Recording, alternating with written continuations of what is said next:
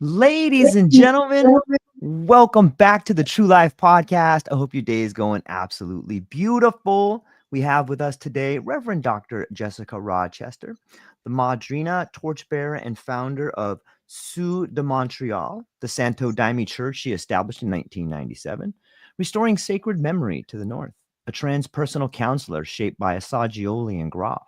She guides seekers through the fire of self-confrontation. From 2000 to 2017, she secured a Section 56 exemption protecting the Santo Daime sacrament from the state. An ordained interfaith minister, doctor of divinity, and author of the 2-volume Ayahuasca Awakening. She has spent more than 40 years leading workshops, counseling, and teaching the radical act of spiritual adulthood. Dr. Jessica, thank you for being here today. How are you? Well, I'm happy to be hanging out with you. Thank you so much. Yeah, that's right. In November, so we were just groaning about that before you hit the switches, and so around the world everything changes, and so we have such an interesting topic today. At least I hope people find it of interest. I do, and I just have a couple of questions to launch out just to make sure we're always in the same definitions and working from the same understandings. Are respect and good manners a foundation of a healthy society? Yes. Okay. Can you disagree without being aggressive or rude? Yes. Very good. Can you make your point without losing your dignity? I think that is what we're losing, but I believe the answer is yes. It's possible. It's possible. Yes. Okay. So yes, you passed the first test, aced it. Okay. So what we're looking at is, the question is respectful social behavior a victim of social media? Well, to accept that as a kind of working principle, we have to accept that around the world, throughout the various areas, what has, the rise and fall of empires and everything else, we go through cultural and social times where what might have been acceptable in the past is absolutely not acceptable in the present.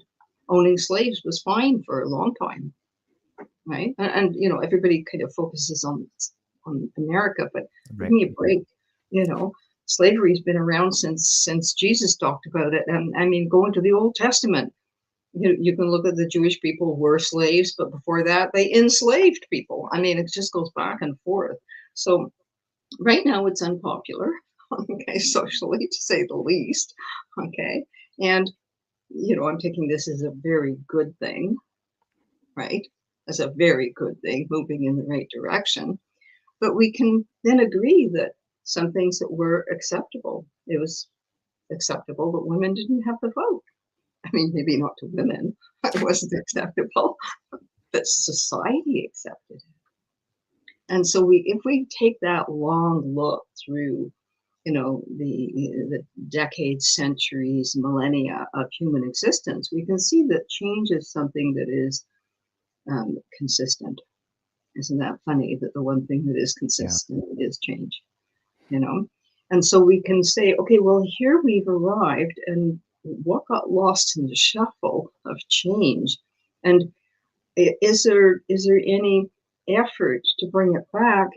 Because does it not serve society and culture? And for me, that's the key question, that there's things that get left behind because they don't serve for the higher good of a society or a culture. It did not serve for the higher good of all people to have slaves. It did not serve for the higher good of all people for women to not be able to vote. I'm just using those two examples because they're so blatant, right? So change pressured things, okay? It wasn't for the higher good for us to be doing all kinds of things that we have done in the past and we're doing now. Mm-hmm. And so if we look at things that kind of look like they're only in our rear view mirror because we can't see them in the present very much anymore, that's the question that we have to ask is what happened? Why is it happening? And can we can we bring it back if it's really for the higher good? If respect, good manners, and let's just name it human decency. It's gonna call it out how I see it. Just basically human decency. Doing what all great spiritual teachers have taught us to do as you would be done by. For example, a golden rule. We can agree on this so far, yes? Yeah. Okay. So, having agreed on some basic foundation things, let's launch into what are the key factors contributing to what's happening in our culture and our society right now. Now, we can point at AI and we can point at technology and we can point at all of the social media. But the thing is, this is like pointing at knives when somebody's been stabbed, okay? A knife can carve your Sunday roast, or it can, carve a beautiful wooden figurine. It's how you use it, what you use this, what meaning this has for you. Okay, so we can say that technology is wonderful, but how are we using it? And is it serving for the betterment of the human species? Is it increasing, the positivity of the human experience? Is it contributing to the well-being of humanity? Is it furthering prosperity and peace? Because it could be used for all of those things, right? And chapeau, it is being used for all of those things. There are many organizations and people and individuals and groups who are using technology to further information. Look at the developers of the Wide World Web. They gave it free. Everybody was furious. We could have made billions. Yeah, it's for everyone. It's for everyone. It's our gift. And so that is still possible. There are people who are still devoting their lives to technology, to research, to studying human nature, to understanding how to help us correct the mistakes that we make along the way. So let's call out some of these things and see if they make sense as to what's happening and why. What's the motive underneath? Okay. So key factors to disrespectful behavior, and I'm going to dare to say it, self-importance. Yep. That's always the thing that trips us up, right? Self-importance. Okay, being anonymous. Being anonymous equals reduced accountability. Okay. Users hide behind fake names, fake personas, or a general degree of being anonymous that these platforms provide. When you're behind that screen, when you're behind that mask, you're going to feel less accountable for your actions and your words. Right? Yeah. You're more likely to be aggressive or rude than you would be face to face with somebody.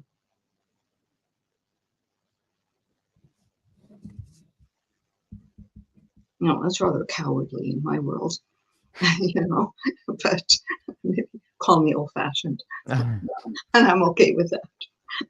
That was the good thing about what we're seeing in the rearview mirror, is accountability for your behavior and your actions and how you conducted yourself.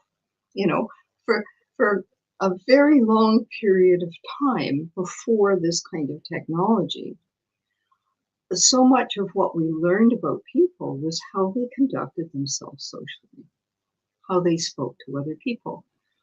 I've always counseled people, if you're going to start dating someone, pay attention to how they treat their dog, how they treat their family members, how they speak about their ex, how they treat a waiter or a waitress in a restaurant. Okay, just pay attention to those things, because they might be like super nice to your face, but all that stuff is gonna leak out. That's what happens when you're in person to person, face to face with someone. And there's a period of time in which you can observe their behavior and their moods.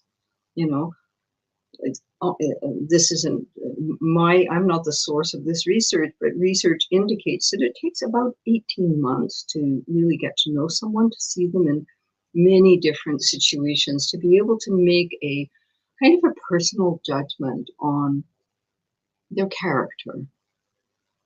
Because it is our character that is manifesting through our words and our behavior. Can we agree with that? Yes? Is that correct? It's showing, you know. Now, it doesn't mean we can't have a difficult day or a bad mood. You know, that happens to everyone, but it's our character is still there. We usually apologize for it, right? Okay, so being anonymous reduces accountability. The lack of nonverbal cues also contributes to a lack of empathy. They're just words on a page. Mm-hmm. So the problem with just words or images on a page or a cruel cartoon or meme or whatever they're called, these things, okay, it's missing three fundamental things. Is when we talk, there's more than one thing happening. It's not the words coming out of the mouth. It's the emotional carrier of those words, the vibration of the words that we are actually hearing along with the words, okay? We can say to our cat who's just jumped on the table, "Oh, pet cat, you know, what a bad cat you are." Okay, what does a cat hear? It hears all that loving tone. It doesn't care about the words. It has not figured out that it just did something wrong. It's just opening up to, "Mommy loves me," right? And so the emotional carrier is the key thing with words. And then you have body language and facial expressions. So those three things are imperative to our understanding what's behind the words. You know, some people are great liars. They can lie really, really well. Okay. Now, often great liars need to be in a certain situation to be able to lie like that. Okay. They need to be at a podium. They need to be in front of a TV screen. They need to be, so there's a distance, okay, for a lot of, there's that kind of liar who needs the stage to lie. And then that's a kind of acting. There's a part of them that knows that they're making promises, like a politician. They're making promises they have no intention of keeping, right? So there's that kind of situation. And then there's the kind of the very practiced and skilled liar, okay, who's like a con man, con woman, okay? Women are just as good at it as men are.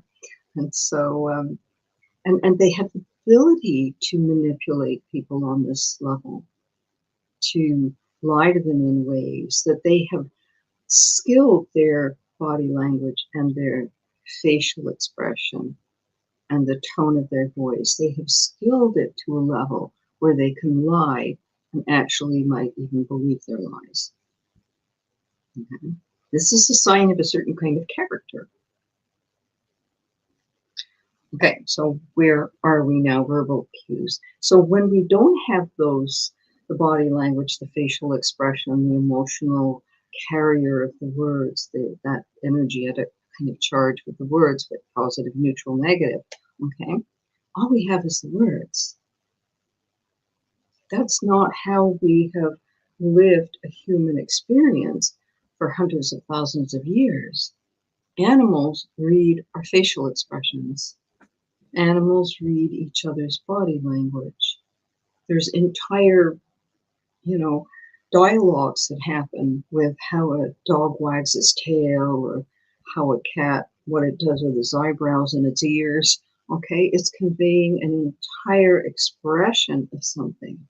Okay, so animals will read our vibration, our tone, our body language, and facial expression. And, just to use an example, you can get on an elevator and there's 5 other people in the elevator, okay? And within a nanosecond, you can tell who's in a good mood and who's in a bad mood, and no one said anything, okay? So that's body language. And so all of that is kind of hidden behind this mask, this screen. So because of that, the person who's behind the screen, dishing out whatever they're dishing out, doesn't have to have empathy because they're not seeing the effect of their words and their actions. And so over time, their ability to empathize shrinks. Mm. That's not a good thing. Compassion and empathy are really important human experiences that we need to cultivate and have wise boundaries with. Did you want to say something about that? It's interesting that you brought that up because I was thinking maybe what we're beginning to see is the atrophy of those skills. When there's so much incentive to just show one side of you or one dimension, just this actual spoken word without any of those other dimensions. It seems like a muscle. If you don't use those other attributes, you begin to lose them. Yes. And so the natural human experience of compassion and empathy just shrink for people who aren't paying attention, and we're talking now about the people who are, driven by self-importance to think that their every opinion and word actually matters. Okay. Sorry. I mean, some people's opinions and words do matter, and I take them very seriously. Okay. I'm very happy when people who I have respect for share their thoughts and opinions on things, but they're not hiding when they're doing it. Right. They are standing up and saying full on what their thoughts and opinions are, and they're doing it in a way that is self-respectful and respectful to others, is speaking the truth with dignity. Okay, so right now we're not talking so much about those people. That is the good, skillful use of media. Okay, truth speaking, calling out problems, having the courage to stand up and speak to that which is wrong, even if there's consequences to doing so.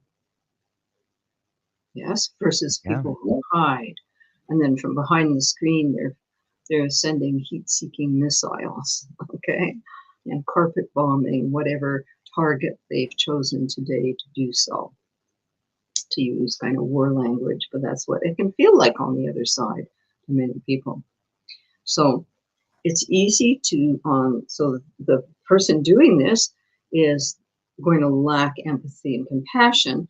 On the other side of that becomes the facility to dehumanize others and engage in hurtful behavior. Like maybe you're the kind of kid at school that would never dream of bullying anyone, okay?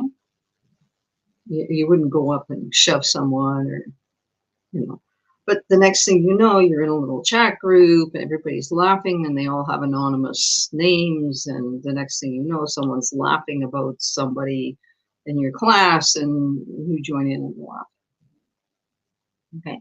And you can get swept up in these things. Okay. So on to the third thing.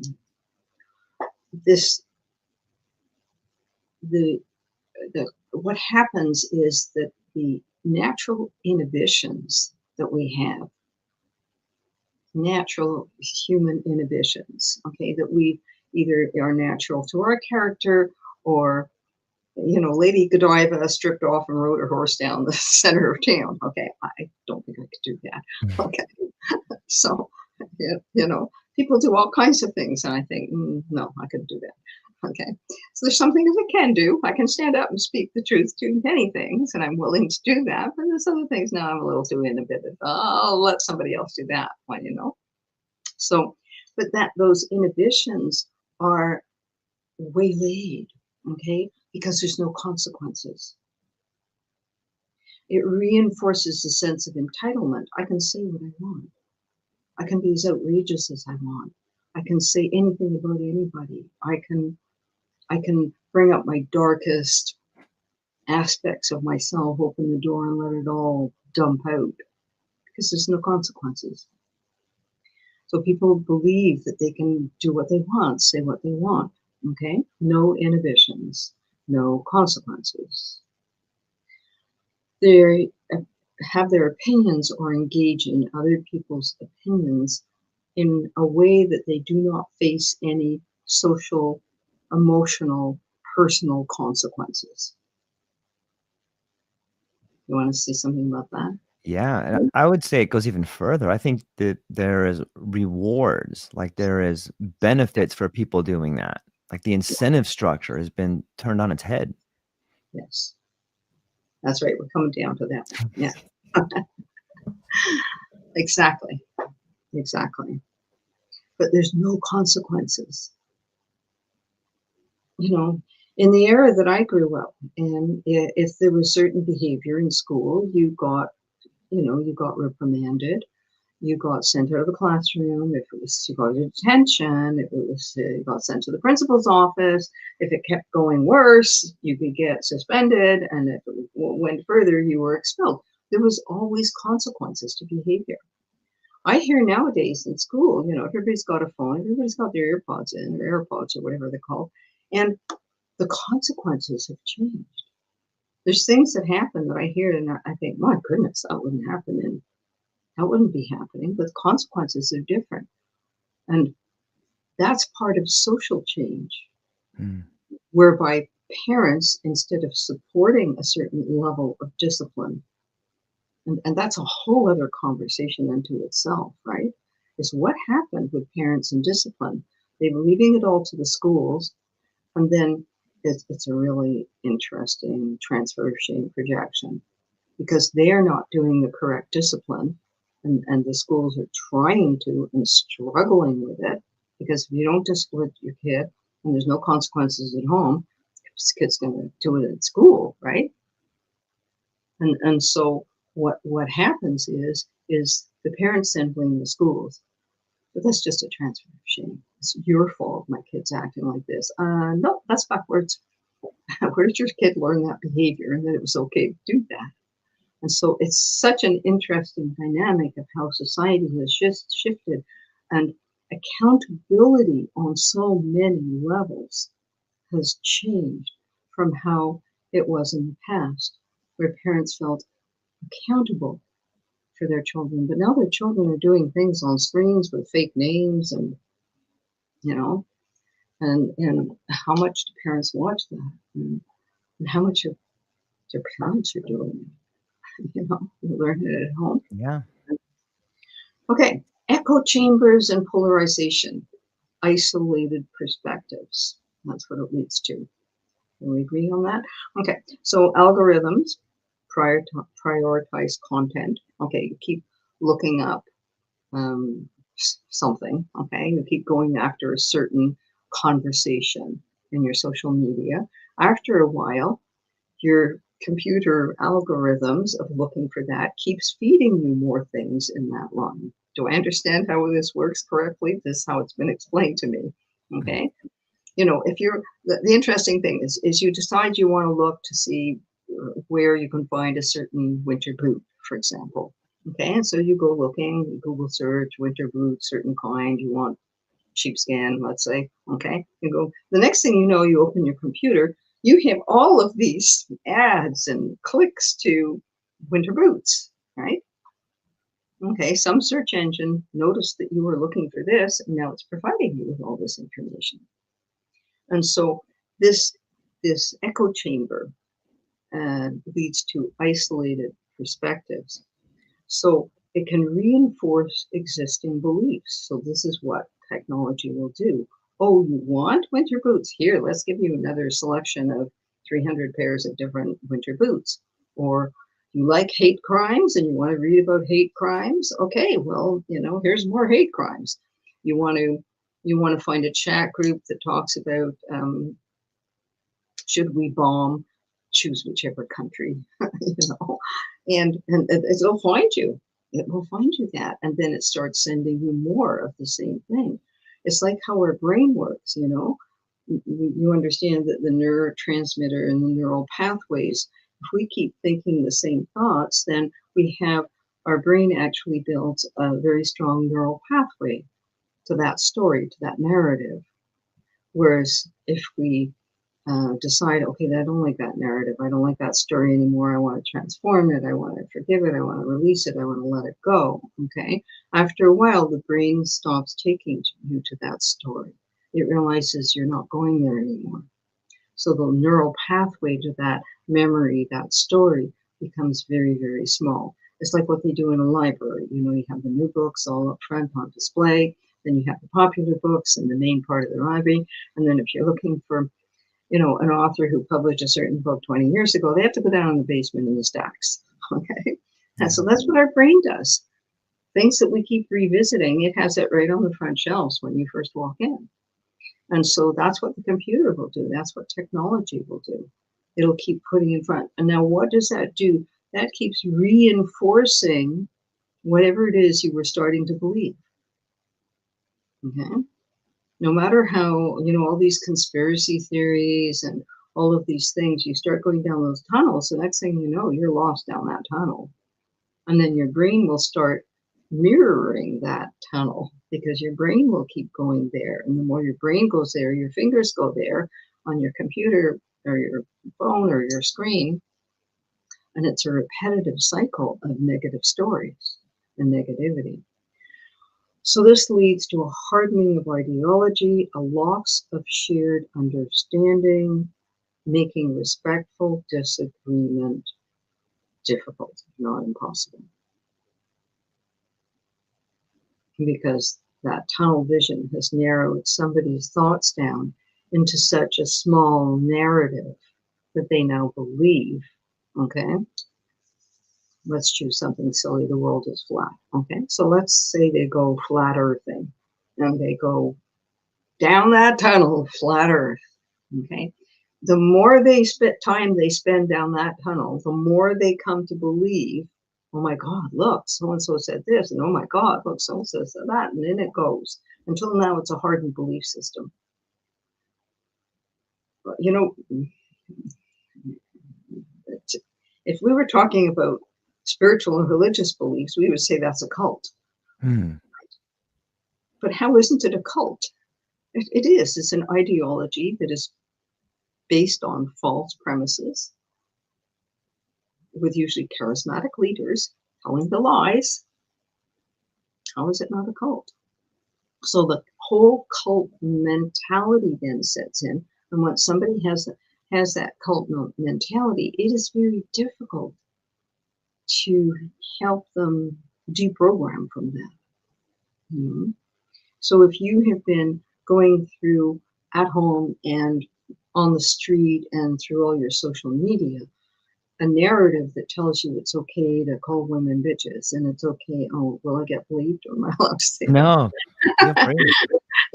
where it's okay to swear at people and you don't have to respect people and you can sing all these unbelievable songs that talk about even hitting women. I can't even believe they're allowed to play. And in my era, those things wouldn't get past censors. Yeah. They would be told, no, sorry, don't belong on TV, don't belong on radio, don't belong printed, and don't belong published in record stores. Remember record stores? So that was an era where those things were considered negative to healthy social behavior. The thing is where did that slide? You know, where did that slide? But it did, and here we are. Okay, next point. Edited narratives and social comparison leads to self-esteem issues. These are hard things, eh? We're talking about they're hard things. When we create an idealized version of our life and put it online, okay? And I'm talking about everything from dolling up our story a little bit to creating a completely fake persona, which apparently people do. Yeah. You can have a 50-year-old man pretending to be a 16-year-old female teenager and create a whole narrative and story and photographs to go along with it. Okay, that doesn't happen in person. It would be like, hey, you're a 50-year-old guy. Yep. Why are you pretending to be a teenager, female? Weird. Okay. When that happens online, on the inside and on the outside, there's going to be, this is curious, feelings of inadequacy, envy, and lower self-esteem in others. Oh my God, look at her life, his life. I wish I had his fill-in-the-blank body that's been completely photoshopped, face by Mattel. Okay. And you know what Mattel is, they make dolls, Right. toys. I wish I had that car, that home, that. So this whole structure is put in place where people will feel envy or inadequate on one side because they are comparing themselves to what they see. Now that's been around forever because there's always been the wealthy and the poor, right? 2,000 years ago, Jesus said the poor will always be with us. So there's some of that that's been around, but not faked the way it is today, and not the impression that it leaves. Because on the one hand, in the past, we could see that people who had a lot of wealth either inherited it, okay, worked really, really hard to get it, or cheated. Okay. Yeah. Okay, there's only three reasons. Whereas today, it's all distorted. You don't have any idea who the real person is. You don't have any idea what's real and what's not. This is confusing. No? Yes? Yeah. Without it, it's almost impossible to make sense of. It is. It is. Because when we don't have the in-person experience, when everything is just images, photoshopped images and words, we don't know what's real anymore. So the less we expose ourselves to that, kind of the better. Now, there's one little note here, which again is a whole conversation unto itself, the false victims. And that can show up motivated on a number of different levels. A person, and I'm not talking about the genuine victims here, the people who've had dreadful things happen to them, okay, and who choose to share their story in the hope that their story will be helpful to others, that their struggles and how they dealt with their struggles, okay, is a narrative that might help others in the similar struggle, okay, or they're doing it to shine a light on a situation that needs attention, right? These are all valuable and worthy ways of using technology. I'm talking about them. I'm talking about the ones who falsely claim that things happen to them. I mean, there's people who've claimed to have cancer and they fundraise and they go find them. They tell all, and it's all false. Whereas in person, you kind of couldn't get away with that so easily. You know what I'm saying? And why people do that, that's a whole other conversation. And then you have the cons. You touched on that a moment ago. What's the payoff? There's always a payoff for this, right? What's the payoff? So for some, it can be a feeling of power. Look what I can do. I can throw a bomb and it ignites, and 400 people like my nasty, mean comment about so-and-so, 4,000 people, 4 million people, okay, like my meat. And it's a sense of power, false power, because, okay, so what? What do you really have in your life?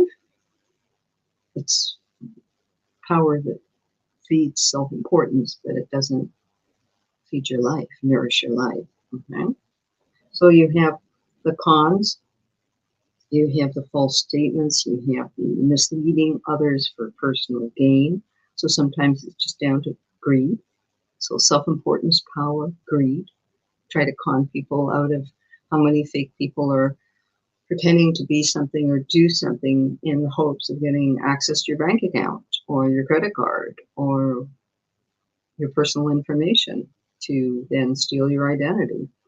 And so this is what technology, people used to have put on black clothes, take a rope and climb up the side of your house to get in at your papers and your jewels, right?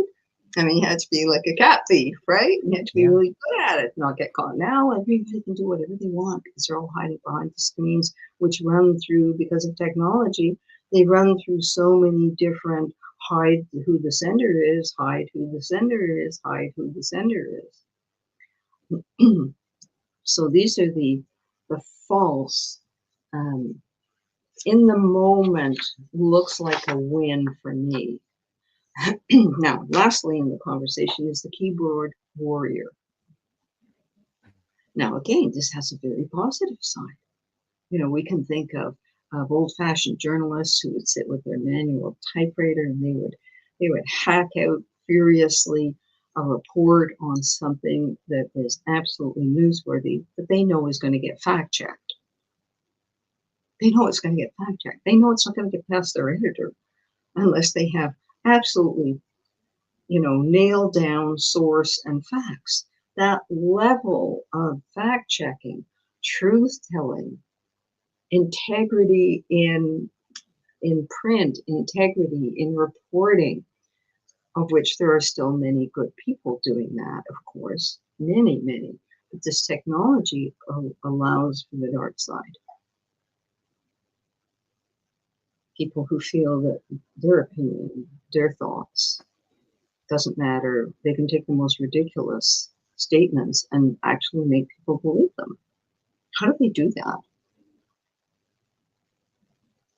And they do it in a way that they would never do in person. They would never do it like, you know, like credible media where their name and photograph is, whether it's in print or whether it's online, but they're, you know, it's like you're sitting there, we can see you.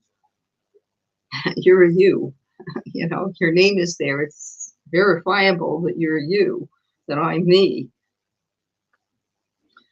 Okay, keyboard warriors, the ones who are working for good and who put their name and their face on things, and then the ones who hide. And now, what does this have to do with social behavior that's we're looking at in the review? How did we arrive here? And is there anything that we can do to bring back a sense of accountability and social responsibility, dignity, respect? What can we be doing?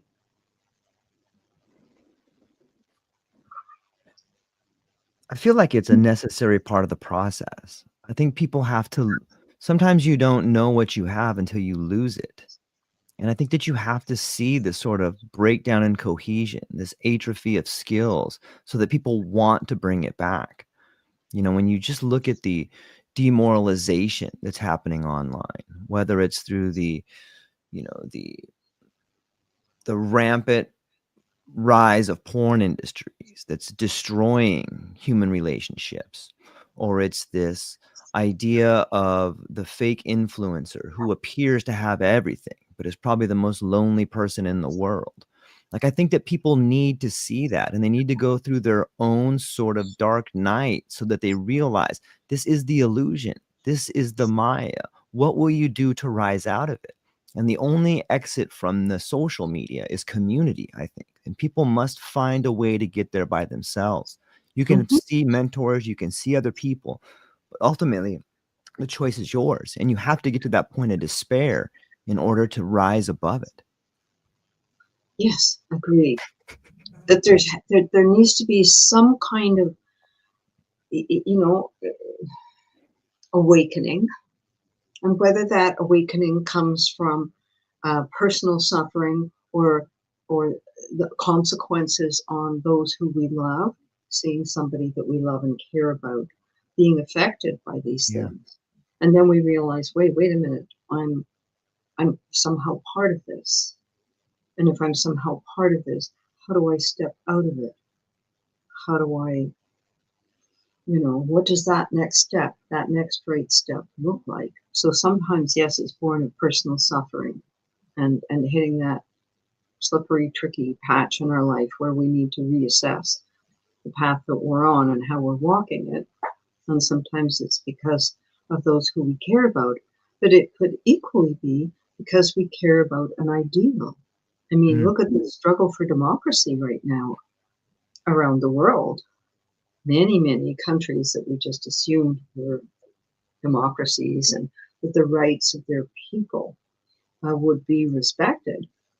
And now that ideal, that kind of way of life is being questioned and challenged, and And on some level, that's not a bad thing. Yeah. Because sometimes these things have to be tested and go through the fires and come out stronger, better, you know? Yeah.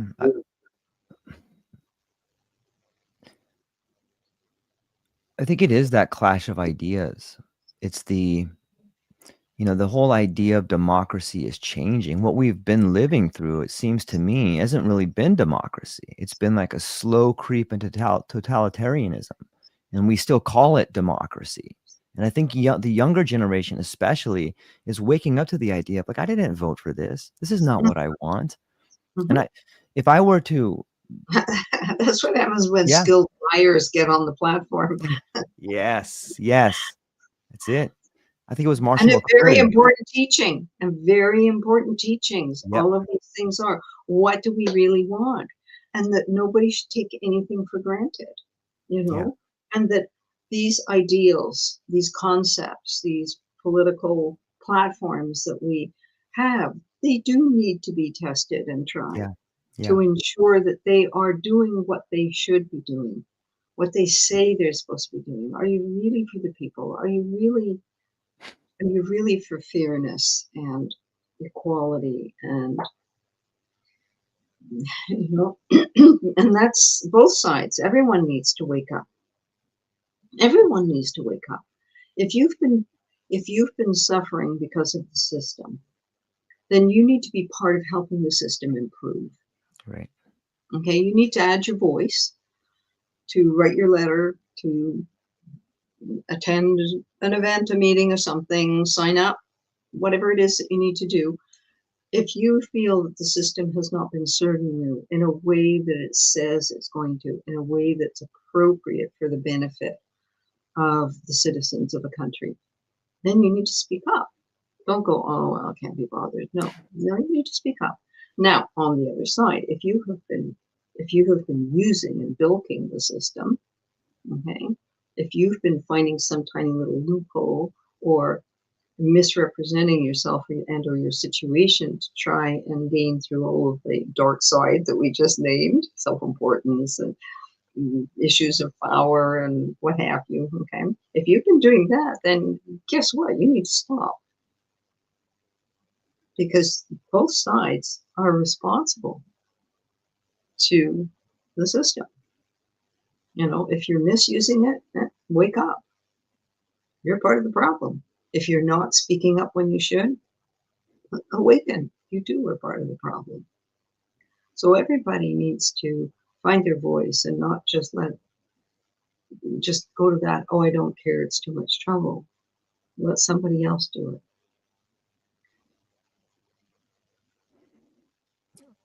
Yeah. I do see a shift in social media, and I see it, and this is only through my lens, but it seems to me for a long period of time, the narrative has been controlled by people in positions of authority and power. When you look at the legacy media and the consolidation of news channels into a large umbrella corporation, where a narrative was put out into the world, like that was a great way to control the narrative, and it allowed people to be cohesive. But as of lately, I believe that the younger generation, especially, are finding ways to create their own narrative. And we have talked about some of the negative aspects of these rabbit holes that people go down to. But I think you're beginning to see the younger generation coalesce into a more meaningful message. My daughter, at the times that she's allowed to use social media, she can swipe through an ad that is purely an emotional based ad in like a second. So I feel on some level, even though some skills are beginning to atrophy, new skills are beginning to be born where they're like, this is garbage, this is no good, and they're looking for something more meaningful. And that to me is sort of a green shoot of responsible users of social media beginning to move through the ranks. What are your thoughts on that? Yes, I believe you're accurate, and we need to teach our children as best as we Yeah. can how to use technology in a way that's for the higher good, for Yeah. themselves and for others, and what misuse looks like, and that eventually there are consequences, even if it's just to our own soul. you know, and give them the balance that I'm a great believer. When my kids were growing up, and my daughter will be 50 next year. It's hard to imagine, and my grandchildren, being active in their lives, that sports, community activities, charitable work, all of these things, this is what a healthy society was based on. Good Yeah. education, good social structure, always charitable work. I was raised that, you went to church on Sunday and you made your charitable efforts. It was always, well, choose one that speaks to your heart. You want to do the spring cleanup on the mountain, go do that. You want to do a walk and get people to sponsor you, or bike, or whatever it is that you do.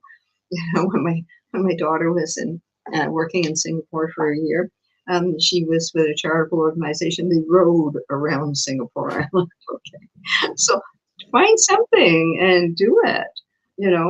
And this is where that's the role of parenting, is that we need to instill the importance of giving our time and energy to benefit our community and our society, and that we need to have self-respect. We actually need to respect others. How can we respect ourselves if we're slagging off on people online? How do we look in the mirror at the end of the day? What do we see? So accountability first to ourselves. We are accountable here. Yes? Yeah, without a doubt. Yeah. So when we're accountable here, when we really look at ourselves and say, does doing that really nourish my soul? Does it really bring good into my life? Does it bring healthy things into my life? Is it helping to enrich my family, my friends, my community, and I mean enrich in a positive way, nourishing way? And if so, how do I help others in that way? What's the message that we can give? What do you want to say?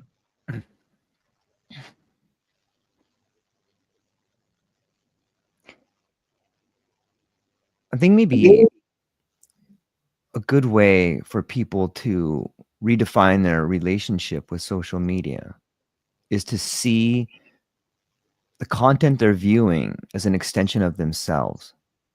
Because ultimately that's what it is. What you're consuming becomes you. And if you're Yes. watching these, whatever it is you're drawn to, like why are you watching the things you're watching? If you can ask that question, I think it can help to sort of wake you up a little bit and be like, why am I watching this? And maybe Yes. another question might be, instead of consuming, try creating. Because I think that Mhm. those two things are opposing forces. Are you either consuming or are you creating? Because if the act of creation is liberation, when you can create, you begin hopefully doing something positive. But I think the act of creation is a positive attribute. And when you begin doing it, you begin becoming more whole and in touch with the real ideas of who you are. And then you answer that question, why am I doing the things I'm doing? Yes. So self-awareness. Yes, well said. Very well said. Self-awareness. I'm thinking this, I'm doing this, I'm saying that. And then a reflection. Our ability for self-reflection, for self-awareness. Yeah. That's the key. And the four things that I say are the cornerstones is self-awareness, self-love, self-respect, self-responsibility. Those four pillars are the foundation for how we experience life, how we co-create our lives. Yeah. We need awareness first. Yeah. People say to me, shouldn't love be first? Well, actually, no, awareness. It needs to be first. Just simple presence, awareness, presence, being present to ourselves, what I'm saying, what I'm feeling, what I'm doing. Not in a hyper-vigilant way, right? In a kind, calm, neutral way. And so then self-awareness can lead to self-love, can lead to self-respect, can lead to self-responsibility. And once we're working with those things, then we find that we start to tune our thoughts and our words differently. because now it's coming from a place of awareness and accountability. And so we begin to offer that to everything around us.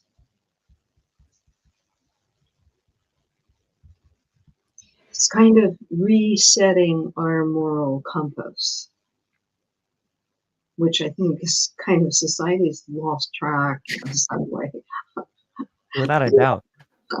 And we need to refine it as individuals and as a larger community, as a nation, as a society. We need to reset our moral compass and say, without going too tight, that excludes a healthy human that we just may not agree with, but is still healthy, and at the same time is discerning as to what is harmful. Does that make sense? Yes, a little bit. Yeah, I really like the relationship between awareness and attunement. Mm-hmm. I think that it's really well said. But I do think another aspect of this is the sort of demographic divide. There's a great book called The Fourth Turning, and in there they talk about the way in which the different generations move through this larger cycle of life. And I see the younger generation that seems to be starved for opportunities, whether it's buying an $800,000 home or so many people in positions of authority, like our presidents and prime ministers, or some of them are well into their 80s. Like at some point in time, and there's that old idea that power is never relinquished, it's only taken. And yeah, so but you guys just elected a young mayor in New York. yes, some new ideas. Let's young see. perspectives and this is what needs to happen. Yes, Agreed. the voice of maturity and reason is needed. Okay, But and it's it's also constricted. maturity and wisdom is needed. It's needed in parliaments, and it's needed in when you don't have a parliament, you have a parliament. So it's needed, Yeah. but it shouldn't. It needs to be balanced with youth and fresh ideas and a new way of working. I mean, that's what your former president Barack Obama brought in. He knew how to work social media. He knew how to speak to young people. Yep. He was young enough that he was able to catch the social drift that needed to be paid attention to. And so hopefully going forward, our countries, because many of them are all challenged with the same issues, will be able to find the balance of embracing younger ideas and younger people, bringing them into the knowledge centers and the power centers, and because we need it. Yeah. It's needed. And I think we'll see the face of social media change with these younger ideas. I sure hope so. Yeah, me too. Yeah, I Me sure too. hope so. I mean, what I really hope for is for your country in particular, because it's it's like a drum with a very large voice. Okay? Yeah. Drums. Okay, and a drum can overtake just about any other instrument if it wants to.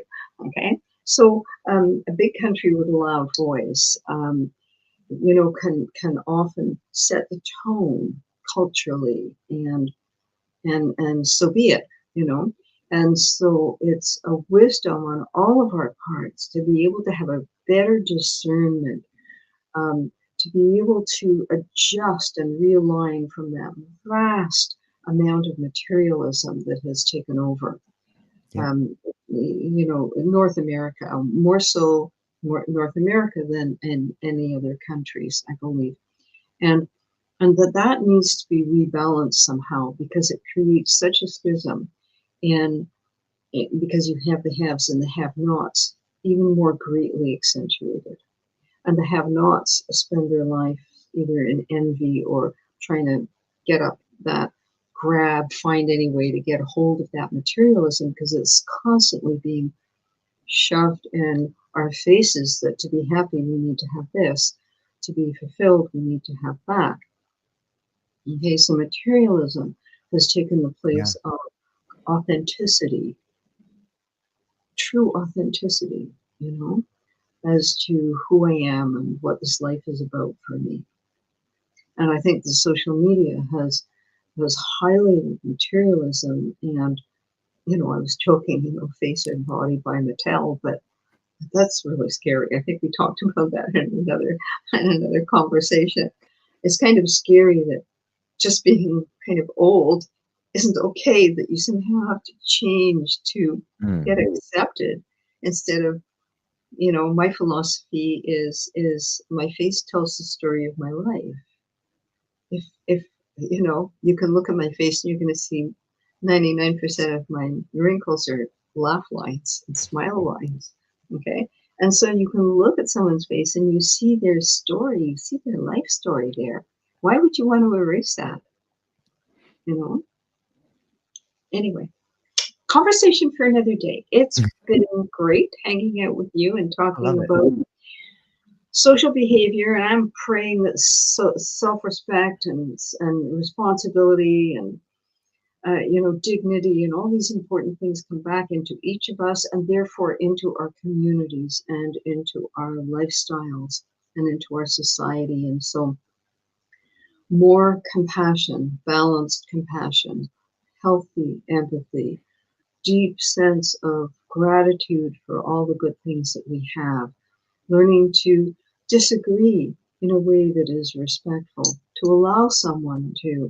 And I'm going to, you know, close up with this one story. My, you know, the father of my children, now deceased, light wherever you are, that his parents long deceased. Okay, they were just a wonderful example of this. And this was a very long time ago now when I first was married. This was 1974.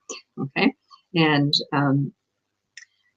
his parents belonged to different church, both Christian church, but one was, I don't know, Anglican, the other one was Presbyterian because of their Scottish heritage or something, you know. And every Sunday morning they would get up and they'd get their Sunday best off and they would go off to their respective churches. They'd come back and have Sunday lunch and they would discuss the sermons. And what was the sermon on this morning in your service, dear? Oh, how interesting. Very nice. Now that is respect. Okay. That's what respect looks like. Being able to let someone be themselves and have their opinions without imposing yours on them. And as long as their opinions are, let's say, healthy for the higher good of themselves and others, okay, then what's wrong? What's wrong? Nothing. Nothing. It's all good. Yeah. That's a beautiful story. Yeah. Isn't it wonderful? Yeah. Okay. Great hanging out with you. Wishing you all the best. You always ask me what I'm excited about. You didn't ask me today. Well, I'm just now getting there because I want to tell people, go down to the if you look at the bottom of the screen, or if you're just listening to this, it's www.revdrjessicarochester.com. Check out the books Ayahuasca Awakenings. They serve as guidebooks. You don't have to read them all the way through, but you can kind of sort of flip through and find something that speaks to you. And for me, they've been of immense value in my life. So I would recommend everyone go to the site, check out the books. And of course, what do you have coming up? What are you working on? And what are you excited about? A whole bunch of things. We just had 2 weeks ago or another retreat that we have. I worked for quite a few years with University of Ottawa and then Vancouver Island University and some other organizations to put together a, a retreat that would be part of the field work for the graduate level students, because now there's graduate programs in psychedelic studies, consciousness and psychedelic studies. At both of these universities, I'm advisors to the programs for both these and guest lectures. And so happy this in 2025, we were able to launch the first one in April, the second one in October. We'll have another one coming up in the spring in April. And this is kind of an educational aspect of the field work. The students participate in our Santo Daime works. We don't take any other visitors. at that time, and then there's the screening, and then there's kind of an integration on the Sunday. There's Zoom meetings, because this past one we had people and students in from Netherlands, East Coast, West Coast of the United States, West Coast of Canada, a little bit, a few more locally, India. Okay, so people from all over coming in to participate in these retreats. And I do quite a lot of teaching on non-ordinary states, consciousness, because these retreats aren't about the Santo Daime. They're about helping these students. And we also take people from allied fields. So we've had doctoral students in psychology. We've had medical doctors working in palliative care. And so what we're trying to help them is have their own experiences, deep experiences in the non-ordinary states of consciousness, to be able to understand if they're going to be working with people in non-ordinary states. And so we're really happy about that. And the other thing is we are going to be part of an exhibition, Royal Ontario Museum, spring 2026, which will feature our church, Montréal, and the Santo Daime, with the clinical aspect. It's on consciousness, psychedelics, connecting with the divine, all kinds of stuff like that. Can you imagine this? Canada's best, most famous museum, most well-known museum.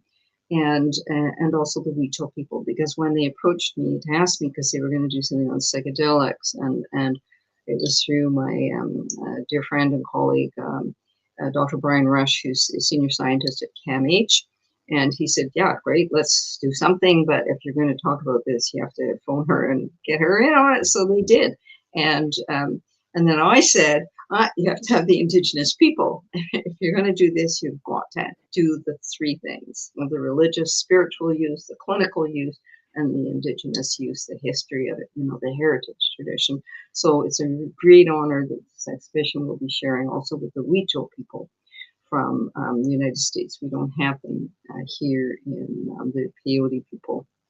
They use peyote as their sacrament. So that's coming up, opening June in Toronto, Royal Ontario Museum. So we're kind of excited about that, and helping the public. I'm all about education, spirituality, and education, and how can we educate people to not be frightened of these things, to be respectful of these things, to never participate unless there's really, I'm really strong on harm reduction and really understanding what you're doing, why you're doing it, who you're doing it with, when, why, what, where, etc. And so that's what's happening now. It's exciting. It's so cool to see it permeating into, the more of the mainstream, and making sure that it stays viable and not gets put back on the shelf somewhere. Education. You've got to educate community and your government, and all those people who are hoping to be able to work with, either because they're in heritage or traditional, or because they're new age, or whatever it is they're doing, then that's the way you have to go. Stop working illicitly under the table. Educate, work with your government, educate your community. If you really believe in what you're doing, and if you know what you're doing has the science and the heritage behind it, then stand up. Another conversation for another day. It's been Absolutely. great. Thank you so much. Always wonderful to hang out with you. Always a pleasure. Likewise. Thank you so much for your time today. And with everybody in the sound of my voice, I hope you have a beautiful day. Go to the website, check out the books. You won't regret it. Have a beautiful day, everyone. Aloha.